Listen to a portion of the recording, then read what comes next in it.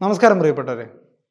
ഒരിക്കൽ സുരേഷ് ഗോപിയോട് വയനാടുമായി ബന്ധപ്പെട്ട ധനസഹായത്തിൻ്റെ കാര്യത്തിൽ കേന്ദ്ര സർക്കാർ ഒന്നും ചെയ്യുന്നില്ലല്ലോ എന്ന് ചോദിച്ചപ്പോൾ അതിന് മറുപടിയായി അദ്ദേഹം പറഞ്ഞത് സംസ്ഥാന സർക്കാർ ധനസഹായത്തിന് വേണ്ടി കൊടുക്കേണ്ട റിപ്പോർട്ടുകൾ കൃത്യമായി കൊടുത്തോ എന്നുള്ളതാണ്.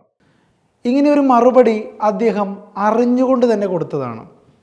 എന്തൊക്കെയാണ് വയനാട്ടിലെ പ്രശ്നങ്ങളെന്നും അതിന് എത്രയൊക്കെ രൂപ വേണമെന്നും നിങ്ങൾ കൃത്യമായി പറയണം എന്ന് കേന്ദ്ര സർക്കാർ സംസ്ഥാന സർക്കാരിനോട് ആവശ്യപ്പെട്ടതാണ്. ആ ആവശ്യപ്പെട്ടതിന് ശേഷം മാസങ്ങൾ കഴിഞ്ഞാണ് ഒരു മറുപടി സംസ്ഥാന സർക്കാരിൽ നിന്ന് ഉണ്ടാകുന്നത് എന്നതാണ് വളരെ ഖേദകരമായ കാര്യം. ഈ കാര്യമാണ് BJP വൃത്തങ്ങൾ എപ്പോഴും ഉയർത്തിപ്പിടിക്കാറുള്ളതും. അവർക്ക് പറയാനുള്ള ഏറ്റവും വലിയ ന്യായവും ഇത് തന്നെയാണ്. കാരണം കേന്ദ്ര സർക്കാർ സ്ഥിതി വിലയിരുത്തി എത്രയും പെട്ടെന്ന് റിപ്പോർട്ട് നൽകണമെന്ന് സംസ്ഥാന സർക്കാരിനോട് ആവശ്യപ്പെട്ടപ്പോൾ എന്തിനാണ് സംസ്ഥാന സർക്കാർ വൈകിച്ചത്? ആ വൈകിച്ച ശേഷം കൊടുത്ത റിപ്പോർട്ട് സ്വീകാര്യമായ രീതിയിലായിരുന്നോ എന്നുള്ളതാണ് മറ്റൊരു ചോദ്യം. കേന്ദ്ര സർക്കാർ ഒന്നും നൽകുന്നില്ല, കേന്ദ്ര സർക്കാർ വയനാടിനെ തഴയുകയാണ് എന്നൊക്കെ പറഞ്ഞ് വലിയ രീതിയിൽ കോലാഹലമുണ്ടാക്കുന്ന കമ്മ്യൂണിസ്റ്റ് ഭരണകൂടം കൃത്യമായ രീതിയിൽ സ്ഥിതിഗതികൾ കേന്ദ്ര സർക്കാരിനെ ബോധിപ്പിച്ചിട്ടുണ്ടോ എന്നുള്ളതാണ് പ്രധാനപ്പെട്ട ചോദ്യം. അതുകൊണ്ട് തന്നെ സുരേഷ് ഗോപി മാധ്യമപ്രവർത്തകരോട് തിരിച്ചു ചോദിച്ച ആ ചോദ്യം അല്ലെങ്കിൽ ആ മറുപടി വളരെ പ്രസക്തമാണ്. ധനസഹായത്തിനു വേണ്ട റിപ്പോർട്ട് സംസ്ഥാന സർക്കാർ കൃത്യമായി കൊടുത്തോ എന്നായിരുന്നു സുരേഷ് ഗോപി ചോദിച്ച ആ മറു ചോദ്യം. കഴിഞ്ഞ ദിവസമാണ് പ്രിയങ്ക ഗാന്ധി അമിത്ഷായ്ക്ക് മുൻപിലേക്ക് ഒരു കൂട്ടം MP-മാരുമായി എത്തുന്നത്. പ്രിയങ്ക ഗാന്ധിയുടെ കയ്യിൽ ഒരു കത്തുമുണ്ടായിരുന്നു. വയനാടിനെ സംബന്ധിച്ചുള്ള ഒരു കത്തായിരുന്നു അത്. ആ കത്തിൽ വയനാടിന് ഇനി എന്തൊക്കെ വേണമെന്നും വയനാടിനെ ഉയർത്തെഴുന്നേൽപ്പിക്കാൻ എത്രത്തോളം ധനസഹായമാണ് വേണ്ടതെന്നുമുള്ള എല്ലാ കാര്യങ്ങളും ഉണ്ടായിരുന്നു. അമിത്ഷായ്ക്ക് ആ കത്ത് ഏൽപ്പിക്കുന്നത് തന്നെ വളരെ ശുഭപ്രതീക്ഷയോടുകൂടിയാണ്. പ്രിയങ്ക ഗാന്ധി നേരിട്ട് കണ്ട് നിവേദനം സമർപ്പിച്ചപ്പോൾ കേന്ദ്രമന്ത്രി അമിത്ഷായ്ക്കും അത് വളരെ സന്തോഷകരമായ നിമിഷമായി മാറി. അദ്ദേഹം പ്രിയങ്ക ഗാന്ധിക്ക് വാക്ക് നൽകി. MP-ആയി ചുമതലയേറ്റ ശേഷം ഏതാനും ദിവസങ്ങൾക്കുള്ളിൽ തന്നെ വയനാടിന് വേണ്ടി വളരെ മികച്ചൊരു കാര്യമാണ് പ്രിയങ്ക ഗാന്ധി ചെയ്തത്. അമിത്ഷായും അത് തന്നെയാണ് ആലോചിച്ചത്. പ്രിയങ്ക ഗാന്ധി MP-ആയി ചുമതലയേറ്റ ശേഷം ആദ്യം ചെയ്യുന്ന കാര്യം എന്ന് വേണമെങ്കിൽ ഈ നിവേദനം സമർപ്പിക്കലിനെ പറയാം. അമിത്ഷായുടെ മുന്നിലേക്ക് പ്രിയങ്ക ഗാന്ധി വരുമ്പോൾ അമിത്ഷായും നല്ല രീതിയിലാണ് സ്വാഗതം ചെയ്ത് അകത്തേക്ക് ക്ഷണിച്ചിരുത്തിയത്. വളരെ സന്തോഷത്തോടു കൂടിയാണ് പ്രിയങ്ക ഗാന്ധി അമിത്ഷായുമായുള്ള നിമിഷങ്ങൾ പങ്കിട്ടത്. തെരഞ്ഞെടുപ്പ് വിജയത്തിന് ശേഷം കേരളത്തിൽ ആദ്യമായി പ്രിയങ്ക ഗാന്ധി എത്തിയപ്പോഴും കേന്ദ്രത്തെക്കുറിച്ച് പ്രിയങ്ക ഗാന്ധി കുറ്റം പറഞ്ഞില്ല. സംസ്ഥാന സർക്കാരിനെയാണ് പ്രിയങ്ക ഗാന്ധി ചോദ്യചിഹ്നമായി നിർത്തിയത്. സംസ്ഥാന സർക്കാരിനോടാണ് ഓരോ ചോദ്യശരങ്ങളും വിമർശനങ്ങളും പ്രിയങ്ക ഗാന്ധി ഉന്നയിച്ചത്. കാരണം സംസ്ഥാന സർക്കാരിൻ്റെ ഭാഗത്തു നിന്ന് വന്ന വലിയൊരു വീഴ്ചയാണ് വയനാടിന് ഇപ്പോഴും കേന്ദ്ര സഹായം കിട്ടാത്തതിൽ പ്രധാന കാരണമായി മാറിയിരിക്കുന്നത്. അതറിയാവുന്നത് കൊണ്ട് തന്നെയാണ് പ്രിയങ്ക ഗാന്ധി കേന്ദ്ര സർക്കാരിനെ വിമർശിക്കാതെ സംസ്ഥാന സർക്കാരിനെ നിശിതമായി വിമർശിച്ചത്. പ്രിയങ്ക ഗാന്ധി വയനാടിനെ കുറിച്ചുള്ള എല്ലാ കാര്യങ്ങളും സമഗ്രമായി പഠിച്ച് സമർപ്പിച്ച ആ നിവേദനം കണ്ടപ്പോൾ തന്നെ ഉടൻ തന്നെ അതിന് മറുപടി നൽകാമെന്ന് അമിത്ഷാ വാക്കുകൊടുത്തു. ഇപ്പോൾ ഇതാ അമിത്ഷായുടെ മറുപടി എത്തിയിരിക്കുകയാണ്. പ്രിയങ്ക ഗാന്ധി അമിത്ഷാ കൂടിക്കാഴ്ച വലിയ വാർത്തയായിരുന്നു. ആ കൂടിക്കാഴ്ചയ്ക്ക് ശേഷം അമിത്ഷാ കൊടുത്ത മറുപടിയിലും ചൂണ്ടിക്കാണിക്കുന്നത് സംസ്ഥാന സർക്കാരിൻ്റെ പിടിപ്പുകേടാണ്. പ്രിയങ്ക ഗാന്ധി സമർപ്പിച്ച നിവേദനത്തിന് മറുപടിയായി വയനാടിന് ദുരന്ത സഹായം വൈകുന്നതിൽ സംസ്ഥാന സർക്കാരിനെ വിമർശിക്കുകയാണ് കേന്ദ്ര സർക്കാർ ഇപ്പോഴും ചെയ്യുന്നത്. പ്രിയങ്ക ഗാന്ധി നേരിട്ട് കണ്ട് നിവേദനം സമർപ്പിച്ച കേന്ദ്രമന്ത്രി അമിത്ഷായുടെ മറുപടിയിലും അത് നിഴലിച്ചു നിൽക്കുന്നു.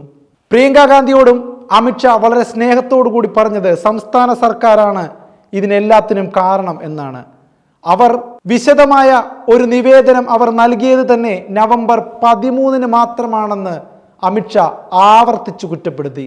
വയനാട് ദുരന്തത്തിൽ റിപ്പോർട്ട് നൽകുന്നതിൽ കേരളം വലിയ കാലതാമസമാണ് വരുത്തിയത്.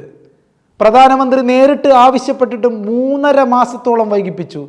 ദുരന്ത സമയത്ത് കേരളത്തിന് എല്ലാ സഹായവും കേന്ദ്രം നൽകിയിരുന്നു അത്രേ. നിരന്തരം മുഖ്യമന്ത്രിയോട് സംസാരിക്കുകയും സ്ഥിതിഗതികൾ വിലയിരുത്തുകയും ചെയ്തിരുന്നതാണ്. നിരന്തരമായി മുഖ്യമന്ത്രിയോട് സംസാരിക്കുക മാത്രമല്ല, വേണ്ട സേനകളെ പോലും കൃത്യമായി കേന്ദ്രം നൽകിയിരുന്നുവത്രേ.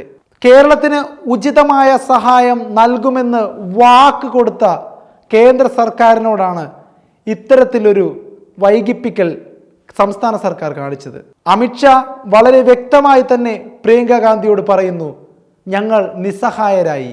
കാരണം സംസ്ഥാന സർക്കാർ അത്രത്തോളം ഞങ്ങളെ വലിപ്പിച്ചു. നവംബർ 13 റിപ്പോർട്ട് സമർപ്പിച്ചപ്പോൾ തന്നെ വലിയൊരു കാലതാമസമാണ് നേരിട്ടത്.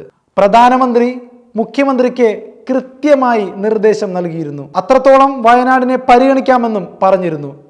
പക്ഷേ കേരളത്തിന് ഉചിതമായ സഹായം തന്നെ നൽകുമെന്ന് പറഞ്ഞ കേന്ദ്രത്തോടാണ് കേരളം ഇത്തരത്തിൽ പ്രവർത്തിച്ചതെന്നാണ് അമിത്ഷാ കുറ്റപ്പെടുത്തുന്നത്.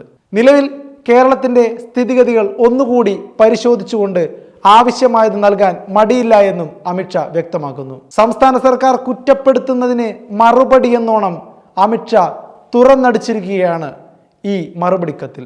ദുരന്തങ്ങളെ രാഷ്ട്രീയവൽക്കരിക്കരുതെന്ന് അമിത്ഷായുടെ കുറിപ്പ് എക്സിൽ പങ്കുവച്ച ശേഷം പ്രിയങ്ക ഗാന്ധി പറയുകയുണ്ടായി. ദുരന്തങ്ങളുടെ ഇരകളെ പിന്തുണയ്ക്കാനുള്ള ശ്രമങ്ങളിൽ മാനവികതയ്ക്കും അനുകമ്പയ്ക്കും ഇഷ്ടം, പ്രാധാന്യം എന്നിവ നൽകണം. വയനാട്ടിലെ ജനങ്ങൾ സംസ്ഥാന കേന്ദ്ര സർക്കാരുകളെ വളരെ പ്രതീക്ഷയോടെയാണ് നോക്കിക്കാണുന്നത്. അവർക്ക് ഒഴിവുകഴിവുകളല്ല വേണ്ടത്. അവരുടെ ജീവിതം അന്തസ്സോടെ പുനർനിർമ്മിക്കാൻ അടിയന്തര സഹായമാണ് അവർക്ക് വേണ്ടത്. മുറിവുണക്കാനും ജീവിതം പുനർനിർമ്മിക്കാനും സർക്കാരിൻ്റെ എല്ലാ തലങ്ങളും ഒരുമിച്ച് പ്രവർത്തിക്കേണ്ട സമയമാണ്. കേന്ദ്രവും സംസ്ഥാനവും മുന്നിട്ടിറങ്ങി വയനാട്ടിലെ ജനങ്ങളോടുള്ള ഉത്തരവാദിത്തം നിറവേറ്റണമെന്നും പ്രിയങ്ക ഗാന്ധി അഭ്യർത്ഥിക്കുകയാണ്. പ്രിയങ്ക ഗാന്ധി സംസ്ഥാന സർക്കാരിനെ രൂക്ഷമായി വിമർശിക്കുന്നത് ഇതുകൊണ്ടൊക്കെയാണ്. ലഭിക്കുമായിരുന്ന സഹായങ്ങളെല്ലാം നശിപ്പിച്ചു കളഞ്ഞത് സംസ്ഥാന സർക്കാരാണ് എന്ന നിലയിലാണ് കാര്യങ്ങൾ BJP പോലും അവതരിപ്പിക്കുന്നത്. അതുകൊണ്ട് തന്നെ പ്രിയങ്ക ഗാന്ധിക്ക് വ്യക്തമായി അറിയാം എന്തുകൊണ്ടാണ് വയനാടിന് ഇത്രത്തോളം സഹായം ലഭിക്കാൻ വൈകുന്നതെന്ന്. വിഷയത്തിൽ കേന്ദ്രവും സംസ്ഥാനവും രണ്ട് തട്ടിലാണെന്ന കാര്യം ഇതോടെ വ്യക്തമായിരിക്കുകയാണ്. വയനാട് ഉരുൾപൊട്ടലിനെ ദേശീയ ദുരന്തമായി പ്രഖ്യാപിക്കാൻ കഴിയില്ലെന്ന് നേരത്തെ തന്നെ കേന്ദ്ര സർക്കാർ അവരുടെ നിലപാട് അറിയിച്ചതാണ്. ഇതോടെ കടുത്ത വിമർശനമാണ് സംസ്ഥാന സർക്കാരും ഉന്നയിക്കുന്നത്. കേരളത്തിന് ദുരന്ത നിവാരണ ഫണ്ട് നേരത്തെ കൈമാറിയതാണെന്നും ഇതിൽ നിന്നും പുനരധിവാസം ഉൾപ്പെടെ ഉറപ്പാക്കണം എന്നുമാണ് കേന്ദ്രം നിലപാട് ആവർത്തിക്കുന്നത്. ഇത്തരത്തിൽ സംസ്ഥാന സർക്കാരും കേന്ദ്ര സർക്കാരും തമ്മിലുള്ള ഒരു പോരാട്ടമാണ് വയനാട് ദുരന്തത്തിന് ശേഷം ഉണ്ടായിരിക്കുന്ന മറ്റൊരു വലിയ ദുരന്തം.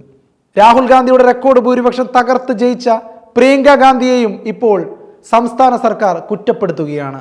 കേന്ദ്ര സർക്കാരിനെ കുടപിടിക്കുകയാണ് പ്രിയങ്ക ഗാന്ധി എന്ന കുറ്റപ്പെടുത്തലുകളാണ് തോമസ് ഐസക്, M സ്വരാജ് അടക്കമുള്ളവർ പ്രിയങ്ക ഗാന്ധിയെ പറയുന്നത്.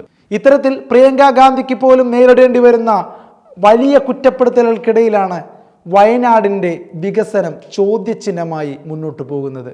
പക്ഷേ പ്രിയങ്ക ഗാന്ധി വളരെ മാന്യമായി പറയുന്നത്, സംസ്ഥാന സർക്കാരും കേന്ദ്ര സർക്കാരും തമ്മിൽ തല്ലാതെ ആ ജനങ്ങളുടെ കഷ്ടപ്പാടിനെ മാറ്റാൻ വേണ്ട പ്രവർത്തനങ്ങൾ ഒരുമിച്ച് നിന്ന് ഐക്യകണ്ഠേന ചെയ്യണം എന്നത് മാത്രമാണ്. പ്രിയങ്ക ഗാന്ധിയുടെ ആ മനസ്സ് കാണാനുള്ള ശേഷി കേന്ദ്ര സംസ്ഥാന സർക്കാരുകൾക്ക് ഉണ്ടാവട്ടെ എന്ന് പ്രത്യാശിക്കാം.